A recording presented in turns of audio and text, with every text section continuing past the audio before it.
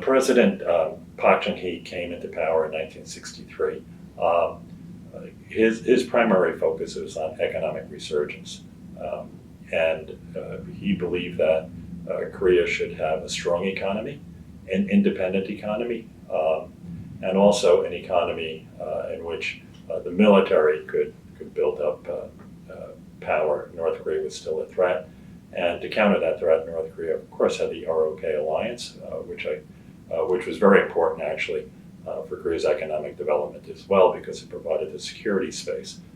South Korea didn't have to be totally distracted for self-defense. Rather, it could have the alliance relationship and turn its attention to the economy.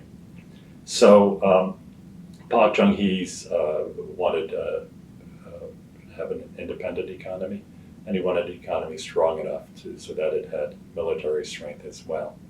Now, the first decade of Korea's economic history, post-war economic history, was a very aid-dependent economy. Park Chung-hee wasn't happy with that.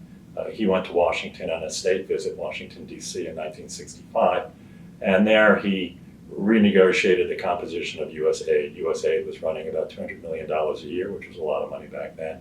And he shifted the composition of the aid from grants, development assistance, to development loans. And the development loans could be used sectorial for the areas, the sectors in which Park Chung-hee thought was important to develop the economy. So that was, I think, a really big shift in policy. Now, Park Chung-hee succeeded in that regard, and he gained a lot of legitimacy, political legitimacy, certainly through the early years of his tenure, through the economic success of South Korea. When Park Chung-hee took over in 1963, and the 10 years before that, average GDP growth was about 4% per annum.